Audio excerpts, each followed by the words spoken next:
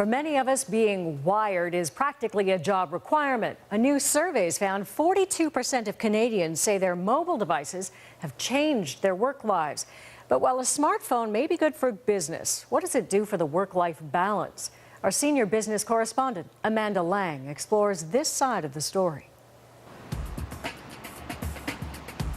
Small business owner Mike Abbas loves to work wirelessly.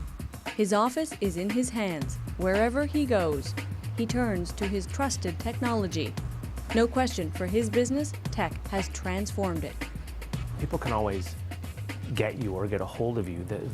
What these allow you to do now is you can do the research and solve the problem on the go. You don't have to be chained to your desk like you used to. Today's technology makes the workplace any place. In the largest study of its kind ever, the University of Ottawa surveyed more than 100,000 Canadians who use wireless technology and found 78% of them said their smartphones have increased their productivity. But working wirelessly can be both a blessing and a curse. Just ask Catherine Fife. She's president of the Ontario Public School Board Association and a school board trustee. 2 jobs, 2 smartphones. It's a love-hate relationship that I have with the technology that allows me to sometimes extend myself too far. For her, smartphones have blurred the lines between work and family. In order for me to be a good employee, a strong employee, I need time with my family, I need time away from work. And that's that work-life balance that has been complicated by technology. Almost half of the people surveyed in that landmark University of Ottawa study said their smartphones stress them out. And no wonder. The average user said their work hours almost doubled, jumping to 70 a week. And they took 21% more sick days, costing North American business a whopping $50 billion a year. Those skyrocketing costs are getting employers' attention. Companies like Fidelity Investments are struggling to find the balance between the good and bad sides of technology. We've always had notebooks and things like that, but we're getting into more mobile computing, mobile technologies. Their head of technology loves what it does for productivity. How do you balance that? But the head of HR worries about people always working and always on call. We, over the course of time, have seen many examples of managers who think that it's appropriate to send messages to employees at home late into the evening, sometimes in the middle of the night, and they actually expected responses. So when that comes to our attention, we deal with it. We go to the manager to say, not on, not appropriate, you're burning people out, you're sending the wrong message.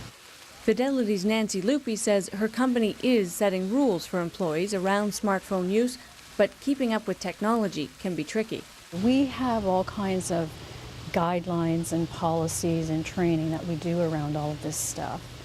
But, weekly, monthly, we come up against new situations that have never been contemplated.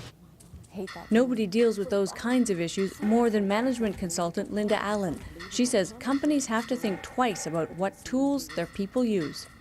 The companies were looking for technology to help them out, and now it's just coming at them so fast, they've got to sit back and say, what do I want to adopt and what not? Yeah.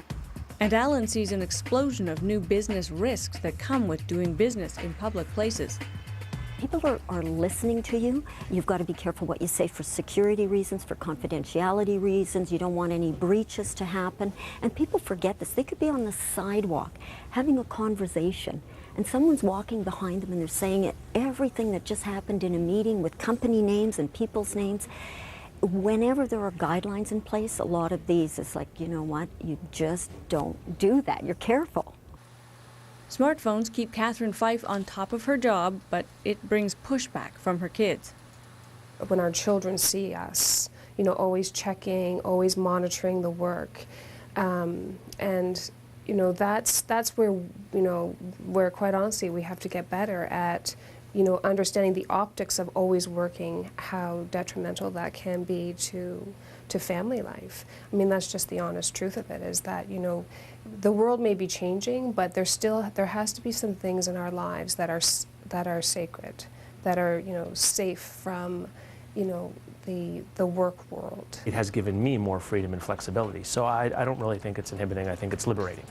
Mike Abbas and his staff have found that technology can bring work-life balance while boosting the bottom line. It's helped our business grow, and it helped me stay in touch with the family. It doesn't have to be an either or, we can do both.